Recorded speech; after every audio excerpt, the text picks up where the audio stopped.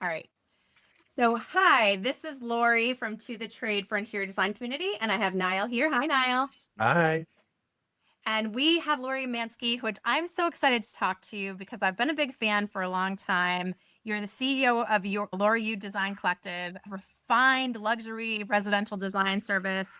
Your mix of like classic, traditional, but with a contemporary twist. I always love your work. So I'm very, very excited to chat with you. Let's start at the beginning. So you began your design career in Texas.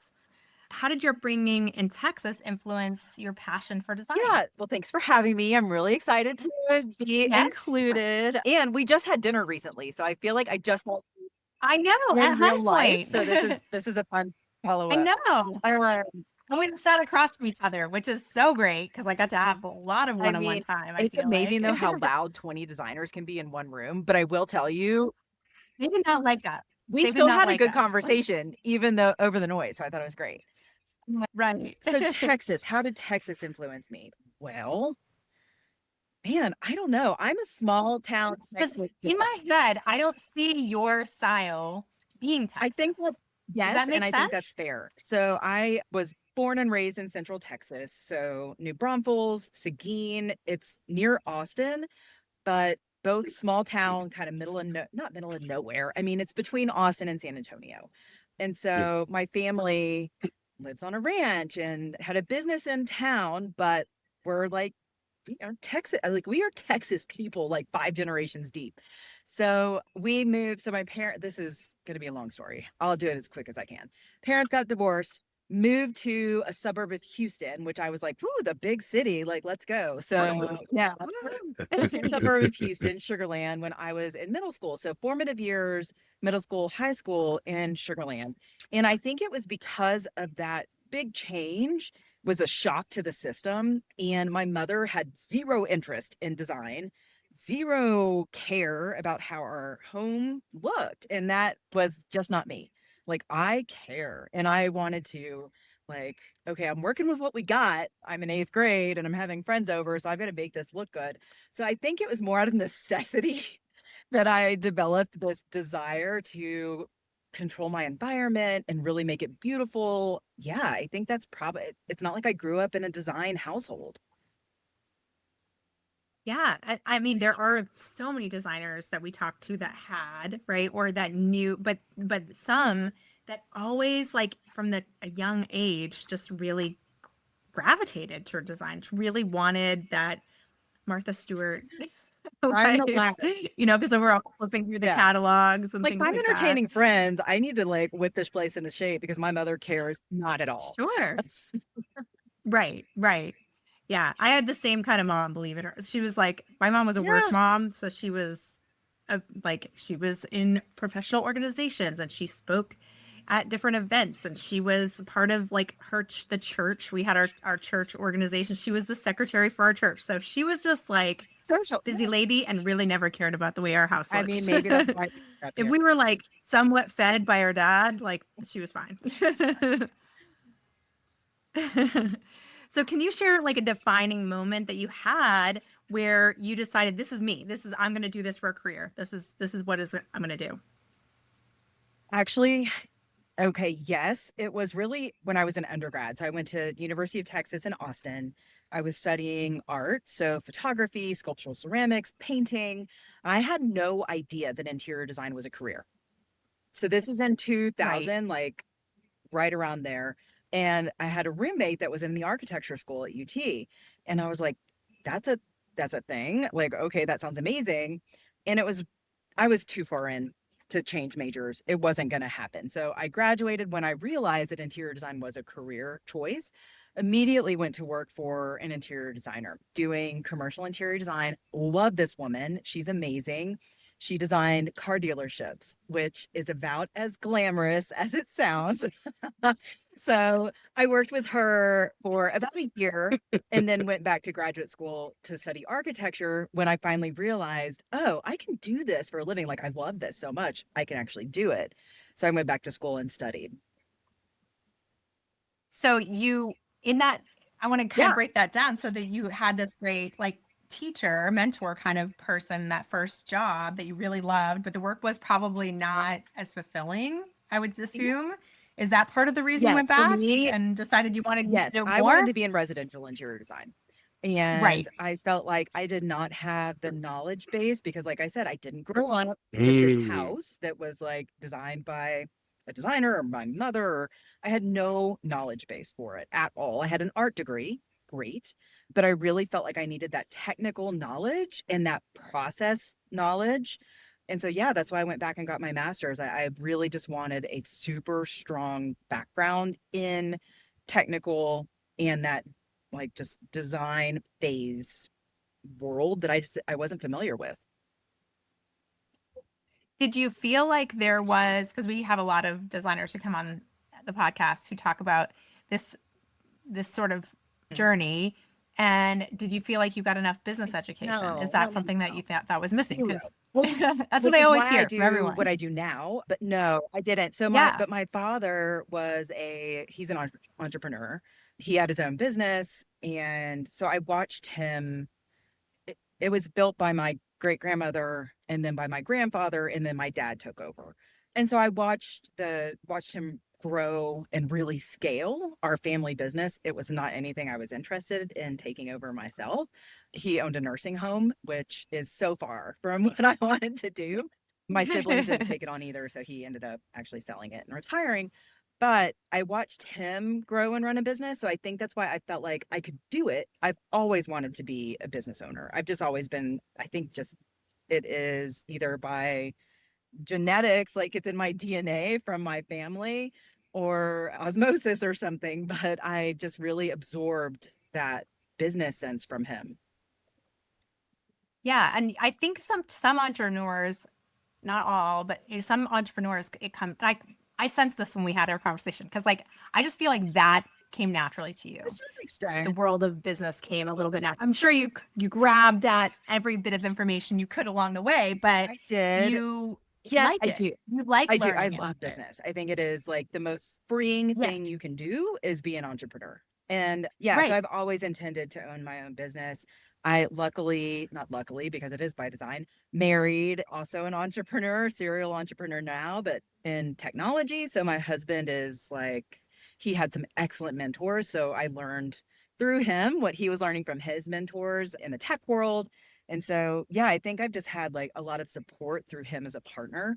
But then also, I read nonstop.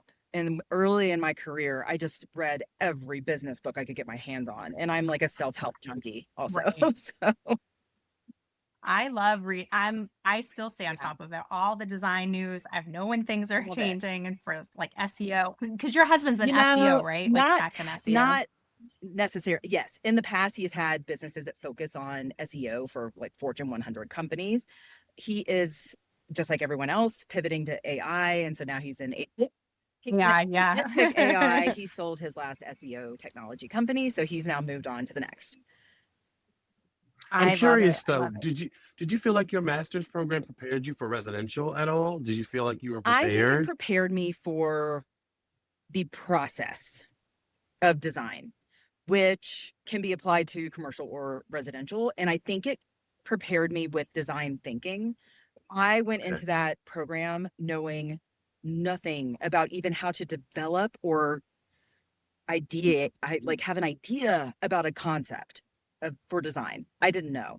Our art school did not Wow. prepare me for that. So I feel like Even have even after having worked with the other designer for a year, you no, wow. not really. I mean, That's I so understood the interesting. process, but like when I was working for her, I was an assistant. I was doing CAD work and going to the site, running Okay. errands. It Got it. wasn't like I was running a Yeah. project. I was just very much an Yes. assistant, which is I learned a ton. But I think going back to Yeah. school, you learn how to take a concept and develop it. And it's not Yeah. Yeah. necessarily applicable to running a real life project. As we all know, who Right. if you come out of design school, you don't Right. know what the hell you're doing when it comes to like real life design.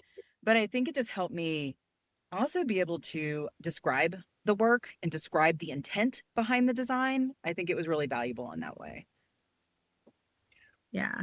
And That's how did so you develop interesting. your style too? Because from that world where you're you're learning from the commercial side, and then you get into your master's, and then you have a distinct style, which I love that you do. But I think that, how did you get to that point where you were like, this is what I like to do? This is I the think when I started, my own firm, so I worked for another firm in between grad school and starting my own company. And I got right, that residential experience, but it was pretty niche. I worked for a company that does only vacation homes, and they focused on Cabo San Lucas. And so Wow. my last year of grad school, I stepped into this role with this company as an assistant again, but I got to see how they ran these really complex international residential projects. And I had a mentor at that company as well. I got to see how they ran purchasing and all of those things. And so when I launched my firm, I took out a loan and I opened a storefront because I wanted to run my projects really in a specific way. And I wanted to make a profit margin that required a storefront so I could buy from the vendors that only sell to retailers. So there was a right. lot. I don't even know where I'm going with this, but there was just a lot of that. That's It was complex. complicated. But do you think that prepared you for having multiple I locations? Do you think that that do. international, being able to be not in this place that you're designing, did that help Circle with back. that Yeah, circle back. I transition? lost the plot there. But yes, the question was about the design style. But I think that early job working internationally really influenced it. And now I Yeah. just liked what I liked. And when I opened my storefront, I kind of went a little crazy and just like designed these like over the top pieces for my storefront because I could. And so I think that's really influenced it. But yes, I think running my projects the way that we do, which is they're really streamlined. We have a very strong process. Yes, that has enabled us to have multiple locations and work all over the world too. So we've worked internationally. Oh, wow. Yeah. I'm doing actually, I'm going this weekend to ICFF, Ooh. and we have a little get together at Costa Boda Oriforce, and SKS is going to have to take everybody out to dinner afterwards, which is very Right, yeah. fantastic. Designers, so we're going to have like another night, the same thing that we did at High Point, and we are the whole conversation is going to be about international Yeah. design, because when we pull our audience over and over again, that's always the dream, right? Like running an international project, but there's a lot of It logistics sounds that dreamy you and it have sounds to. glamorous. I mean, It it's sounds hard, glamorous. but we really just treat our projects, whether they're in Houston or in Aspen, where we have our second office, or Abuja, Nigeria, where we've worked before, or Zurich or wherever, we treat them the same as we would like any other project. They all follow that same project, the same process. The logistics are different for everything, but Are you sourcing when you're doing that? Are you sourcing this? Because I know that for a lot of designers who work in the United States, when they get selected for an international project, it's because that client likes the American aesthetic yeah, too. Do you have a hard time selecting, or is are you pulling from your resources and shipping over? How are you how do you handle depends that? totally on the project, but primarily sourcing here, putting it on a container and shipping it. Yep. Putting it on a Yes, container, but if shipping, yeah, because like usually that's what they want anyway. They're if they're hiring a US designer, it's because they want right. usually the US layout, the It US. just depends though. Like some of the projects they do ask us to source locally.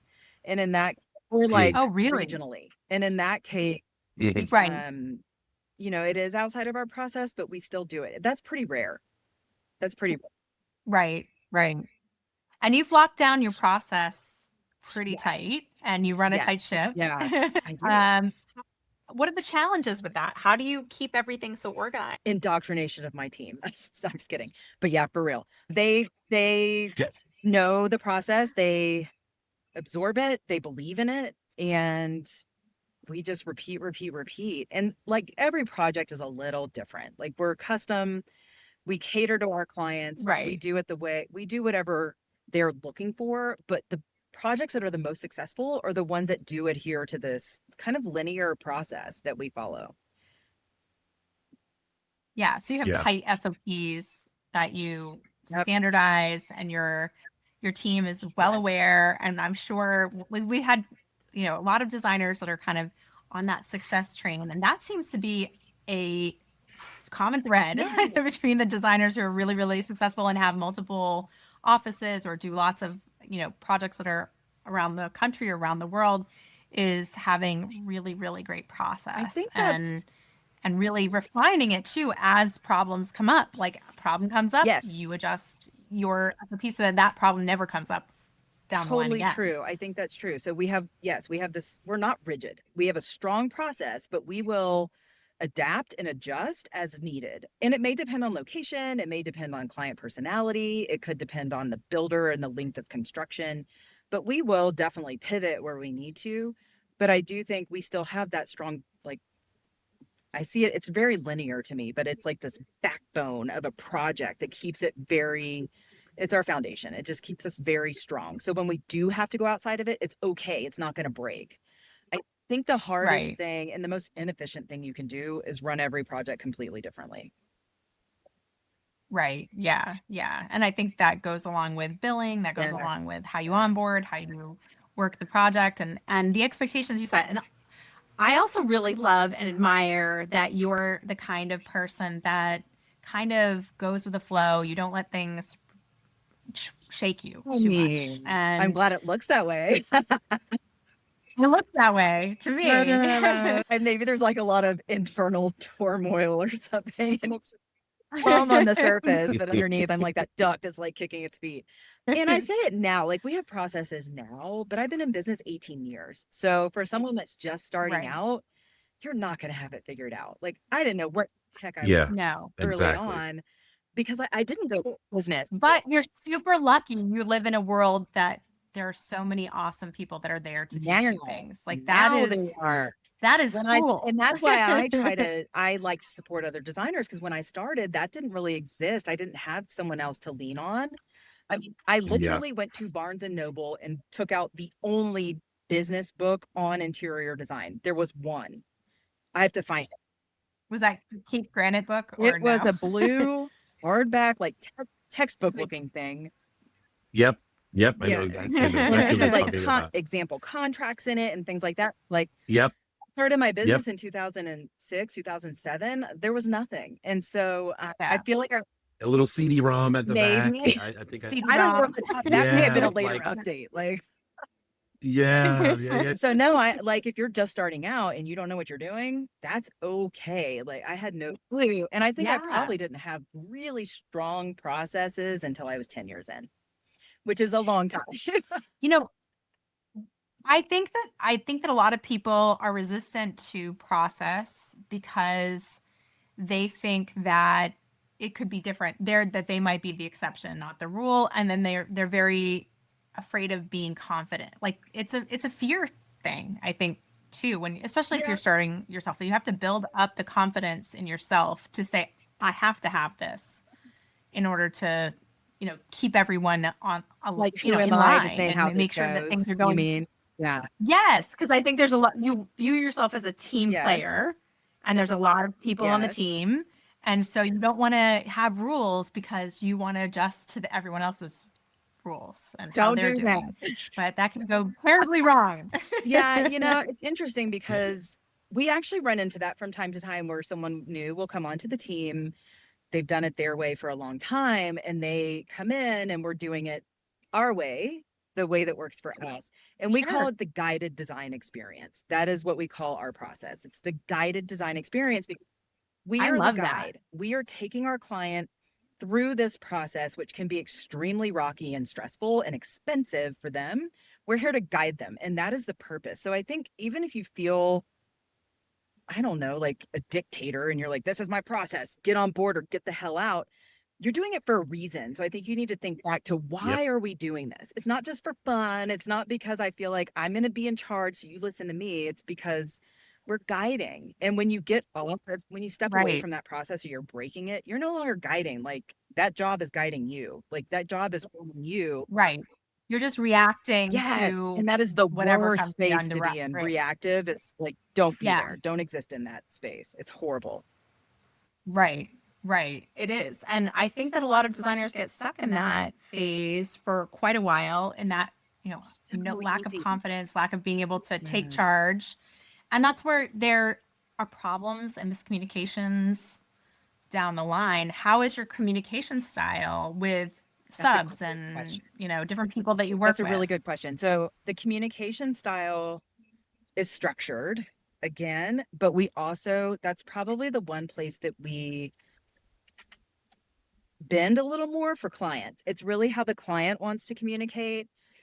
But we still communicate in a very structured way. So whether it's email, text, phone, whatever, if they want to meet in person, we'll change those, like the meeting cadence or how we meet for them, but we're still creating an agenda for that meeting, or our email is structured in a specific way because we are imparting important information. We're not just writing a novel for no reason. Like everything's very structured, but we really defer to the client and say, how do you like to communicate?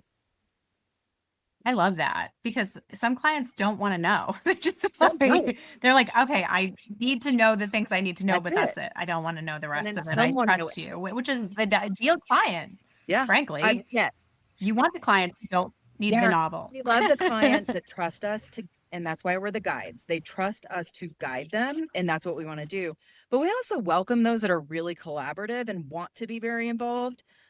But just because they're collaborative or involved doesn't mean they don't trust. So it's really that client trust that is critical to the process. Once they lose trust, which is easy at whose ever fault it is, maybe they're just not a naturally trusting person, or maybe we screwed something up and we didn't take responsibility quickly enough. If you lose that trust, that's when things break down, I think.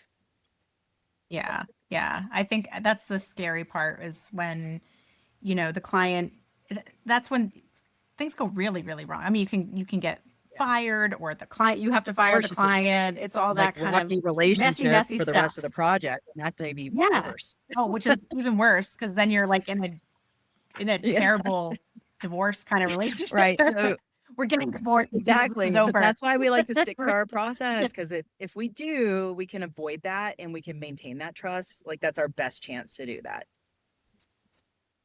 Have you always been an organized person? My husband always says I'm resistant to organization. Yes. He teaches me that I'm like, I will resist. I am organized, but I am organized my way. And he does not like that. He's a very, very regimented person. Yeah, I'm organized, but I think only so I can think straight and be creative. Like as long as I'm I get that. Right? Yeah. Like as long as I'm organized and like everything around me, I know where it is and things are on schedule and my calendar's organized, then I can be like, that's done. Now I can go be creative. Yeah. Yes. Totally get that. Right? Totally get that. I think it gives me freedom. Yeah. Yeah. I mean, once everything is, there's a plan, then you can play. My husband is on like yours probably. He's like the more rigid, organized. Like if something is outside of that, it drives him nuts. I'm not like, my like if I showed him my home screen right now that I've got photos on. Oh no, I can't do that.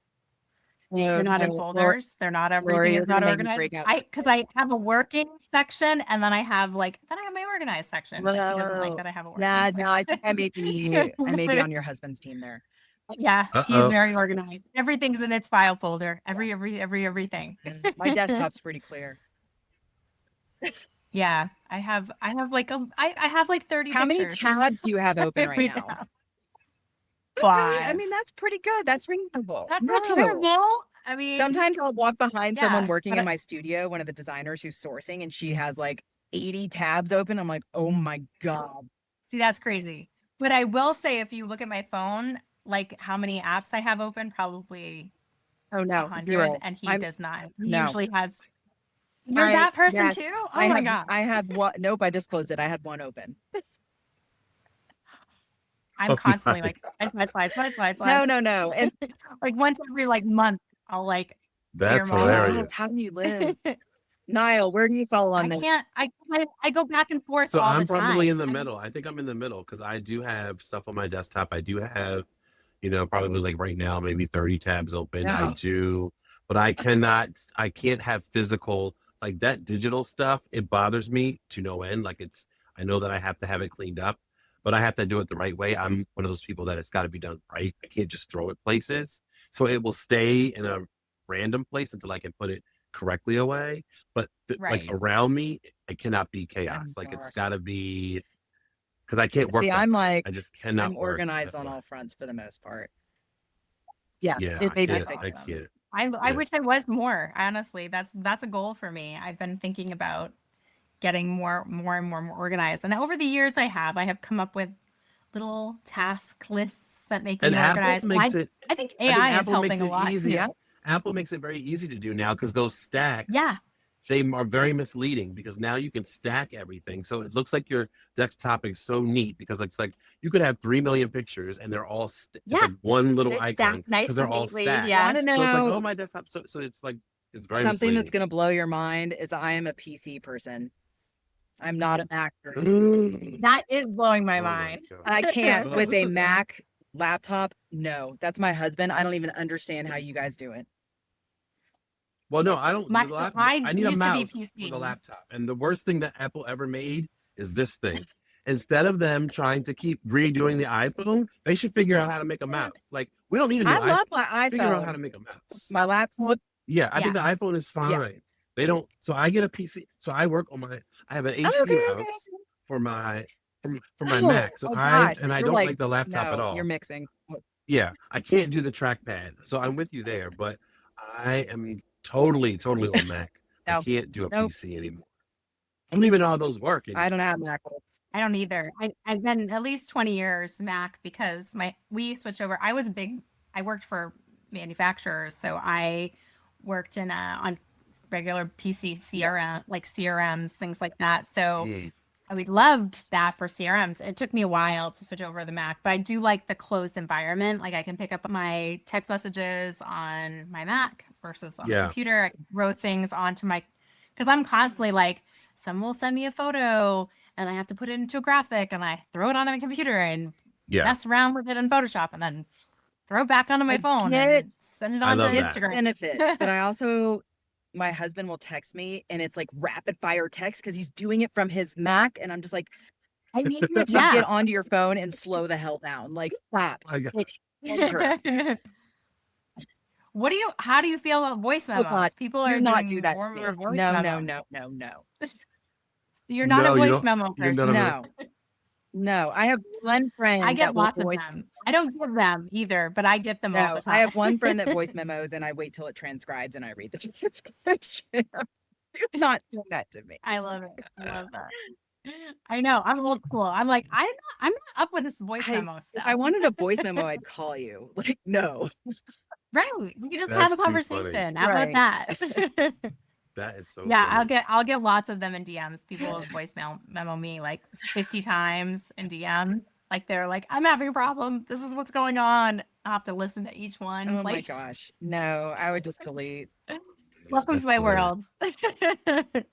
So what role does travel, because you're doing all these international projects, you're traveling back and forth, play in inspiring your design concepts right now? Okay. I love to travel. Right now, I'm pretty tired because I came off a really rough travel couple days. Right. Not go as planned. When it works, it's excellent. I travel for work. I go back. So I live in Aspen, but I go back to the Houston studio once a month. So I'm there. So I travel at least once a month.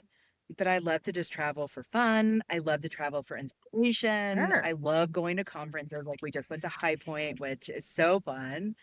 And it's It hard. is. It's hard work, but Oh, it is. Yeah. It's a But I long day. It's always a long day and a when lot of else do you walking. get to see everyone? I like that. And then I travel internationally like a couple times a year, usually. Yeah. Sure. So, Yeah. Do you have a favorite place?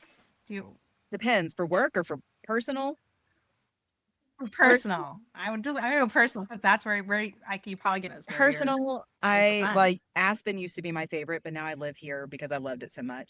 Now I love going to south of France. And it depends on the time of the year. I love Italy. I mean, pretty much anywhere in Italy. I love the culture. Last summer, we went to Mallorca and had a great time. It was really peaceful and wonderful, but usually European, like some sort of European coastal trip. Yeah. Destination coastal trip. Yeah, that's always really fun. Of course, like I Paris, love Barcelona Paris, is yeah. really fun. Paris is I love great. Paris. Yeah, but south of France is probably like top. It's probably my top two. I love either the south of France or northern Italy. I like both. Yeah, yes, those same areas. So I think a lot. this summer we're going to go to Lake Como, which I've never been. Yes. And I Oh, love Northern fun. Italy, but like I've never been to Como. So we're gonna go there for about a week. And I don't know from there where, but we have we're like planning and plotting another week somewhere else. So we'll see. Nice. I tried to get so Niles in Ooh. Italy a few months ago, and I tried to get him to go to Cinque Terre because I love it Yeah, there. It's so yeah, beautiful there. I'm like, this is like living in a postcard. for sure. Yeah. And my daughters over the summer, uh, I have 13-year-old twins. And so they are both going to camp. So one of them is going all summer, which is crazy. The other oh is going for wow, 4 weeks. So my husband and I are like, where are we going? We we can gotta go go wherever somewhere. we want. Yeah, so that's a Como trip. Yeah, that sounds Nice. fantastic. I love that. Especially when you can stay for a long time. Mm. I think the best vacations I've ever had, I've at least been able to stay for 2 weeks and You get really immersed. disconnect, Yes. really dig I mean, it in. takes like Yeah, you 4 or 5 days just to decompress and like stop thinking it about does. stuff It going does. on. And we usually Yeah, will, you're unpacking, you're yeah, so adjusting. we'll rent a Yeah, villa or like a flat, depending on where we are. I don't love hotels. yeah, I'd rather I'd rather feel like a local and like be in a house or a flat or something like sure. that if I'm there for a long enough time. I agree with you. I love an Mhm. Airbnb. I love an Airbnb. I do it at High Point too, by the way. I do I still have not figured Airbnb out. in That's so Greensboro. I've not interesting. figured that out yet, the Yeah, Airbnb at High Point. I'm always a hotel person at High Point. Yeah. yeah. I'm definitely a hotel person, no matter where I go. Yeah. No, we want to cook, we want to grill, I want a pool. Oh, I love to go to The grocery really? gross stores, yes, internationally yes, especially. European I mean, they're the best thing to do is their go to a grocery produce store in in Europe an is so international good. country. No, I It do that at is. home. I don't want to do that on No, no, vacation. no, no. No. Nile, But you're it's missing like the out. things you can't get. Yeah, you don't I even don't know that there's little things you can it's not even always cooking stuff. Like no. when we were in Barcelona, we got, those little mini chocolate donuts that you Yes. get it here? Well, we got them in Barcelona and they are like Yeah, 30 I mean, times here better. they're like Twinkies. Like Yes. plastic kind of gross chocolate. I mean, this was like real Yeah. chocolate on it. And we were like, we went every day to get Telling you, and donuts. That's, And you'd think I'd gain weight, but I didn't gain a pound. I was like drinking so much wine and eating so yeah. much I don't like this cheese hotel. I and feel too ham locked and in. I feel like I've got to eat at their restaurants, yeah. and I don't want to do that. I don't want to see all these people. Yeah. yeah, Yeah. no, I no, no, no, I am not going to no. try to convert you. Talk to me in 10 years when you're sick of the hotel.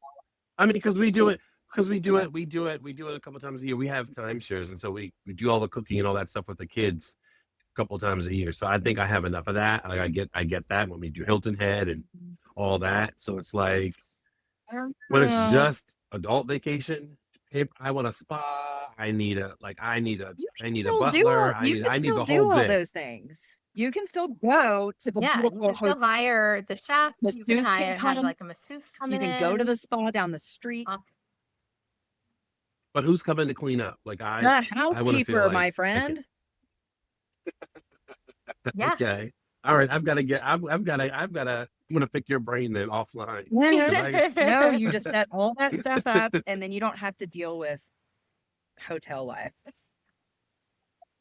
But it is fun to go. You're right. It is fun to go to the I grocery love it. stores and I check know. those I think it things is. out. My I love it husband is too. like, he loves to grill out. So we always get a place with a grill. And he Nice. also finds wherever the local gym is because he's a crazy person. And so, like, we'll be in some small French town and he's like going to the gym and using Google Translate to try to figure things out. I love It it is though. fun. Smart. I mean, keep up. Although I usually walk around enough. I'm like, that is my Right. gym for the day. I I mean, walk that's like I'm gonna be 15,000 fine steps. with I'm you. good. Yeah. So when did a project not go as planned and Oh my why God, was all the that? time. I'm trying to think about a really horrific example. I don't know. Typically it's because the full team isn't aligned. And I mean, us, the client, the builder, usually someone's out of alignment or the communication is broken down. We had one that was pretty bad actually, we were working on two projects simultaneously with the same builder. And we'd never worked with this builder before. It was a strange series of events where the client brought the builder with them and we just happened to get him on two separate projects. And he was a relatively new builder working on really big projects, and we're really collaborative. If there's an issue, we want to solve it with you as a team. This builder in particular didn't work that way. He was very much like a finger pointer and an excuse maker. And so it was Oh, just a communication breakdown. We ended up stepping out on one of the projects, just like we can no longer serve with this- you in the way we want work to. with this person. We can't do this with you. So we backed Right. out of, we did step away from that project. You know, we tried to set up the homeowner as much as possible when we stepped out, but it just wasn't going to be successful. The other one, we did stick it out with him. It was just really painful. Like, but when I have a team member come in crying after a meeting with the builder, we're just not going to stand for it. Like, there's no reason No. ever to have to deal with No. something like that. He was just kind of abusive and shitty. And I would say that's Ugh. probably the biggest issue. And that was even a few years ago. That wasn't even recent. Yeah, yeah.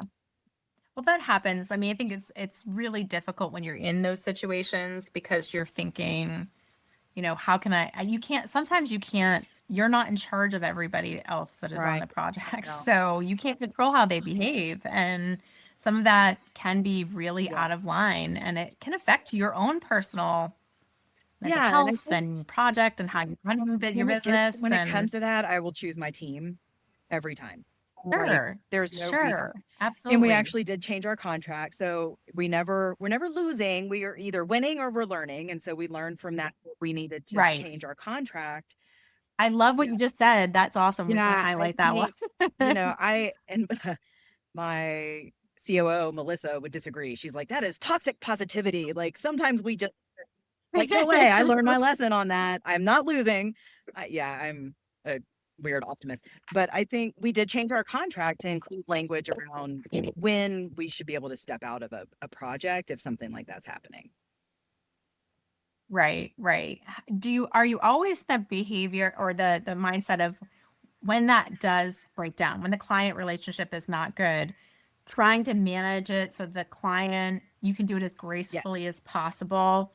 Or are there times you want to just like let them We don't let them have it. We recently we did break up with a client in the last year or so just because she wasn't mean. She was just, she abused our time.